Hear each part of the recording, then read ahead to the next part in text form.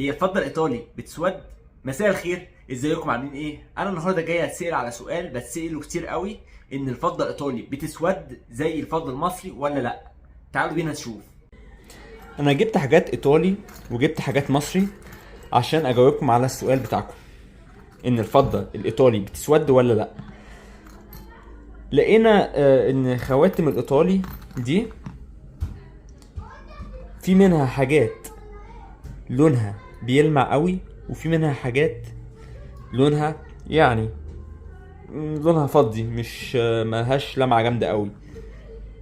يعني انا هحطهم كلهم جنب بعض وانتوا اكيد هتلاحظوا الفرق. يعني بصوا مثلا الخاتم ده دبلته عامله ازاي من ورا، ده باين ان هو بيلمع قوي، وده باين ان هو هادي لون فضه عادي. نفس الفكره برضو لو بصينا على ده هنلاقيه يلمع قوي من جنب كمان، وده لون فضه عادي. الكلام ده طبعا مش واضح قوي في الكاميرا، بس لو شفتوه على الحقيقه هيبان. نفس الفكره برضو لو بصينا من قدام هتلاقي الخاتم ده بص ليه لمعته ولمعه الفصوص بتاعته، ده مش بيلمع قوي ولمعه فصوصه مش قوي برضو. نستنتج من كده ايه؟ نستنتج من كده ان الفضه الايطالي مش بتسود، لكن الفضه الايطالي بتهدى لونها عشان البلاتين بيخف شويه زي كده. يعني البلاتين هنا بيبقى مطلي حلو، اما هنا مع المده بيخف. تمام، يبقى اللي احنا فهمناه كده ان الفضه الايطالي دي مش بتسود، لكن بتخف لونها، اللي هي لون البلاتين. لمعه البلاتين بتخف لونها وبيرجع لون الفضه الطبيعي، بتبقى لونه فضه. يعني ده لونه فضه كده، اما ده لونه بلاتين، لسه الطلب بلاتين بتاعه موجود. طيب في سؤال تاني ناس كتير جدا بيسالهولي، ايه هي الاسباب اللي بتخلي البلاتين يخف كده او يروح؟ في اسباب كتيره جدا، يعني مثلا منهم الكلور ده بيأثر جدا على الفضه والذهب. منهم البرفانات، لما نقرب عليها برفانات طبعا في نسب كلور وحاجات زي كده. الجو عندنا في مصر هنا سيء للغايه، فعشان كده بيخلي ان الفضه لمعه البلاتين اللي فيها او طول البلاتين اللي فيها تروح على طول ما تفضلش. مش بنحافظ على خواتم صح. استعمالهم سيء. الصنفرة برضو حاجة مهمة جدا، بنشيل الطبقة اللي في الأولانية، يعني أي احتكاكها بأي حاجة، احتكاك الخاتم مثلا بالدريكسيون بأي حاجة لو احنا بنسوق، فدي حاجات بتخلي ان لمعة البلاتين دي تخف. وانا برضو هقول لكم ازاي نحافظ على البلاتين والحاجات دي بس في فيديو تاني. اوكي، المهم اهم حاجة ان احنا عرفنا ان الخواتم الايطالية دي كلها مش بتسود، هي اخرها بس خالص انها تهدى لونها.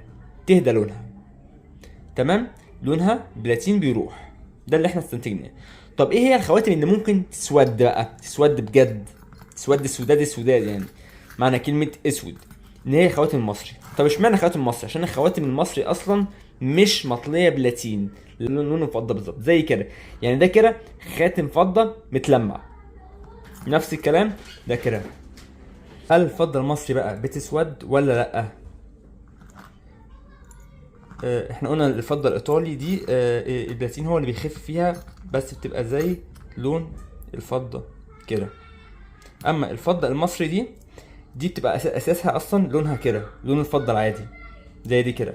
لكن مع الجو والتراب والكلور والحاجات اللي انا قلتها لكم اللي بتأثر على الفضة، دي بتخلي الفضة المصري سودة زي كده، بتسود زي كده.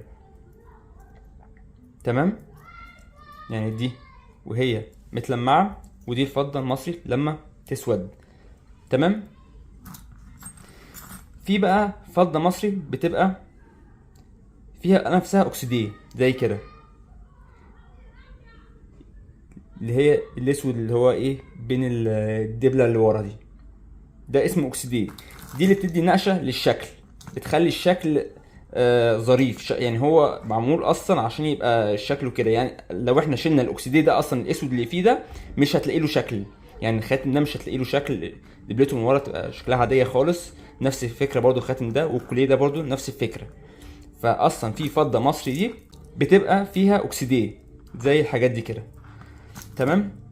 وبكده اكون فهمتكم الفضه الايطالي بتسود ولا البلاتين هو اللي بيخف فيها، زي ما فرقت بين ختمين زي دول كده.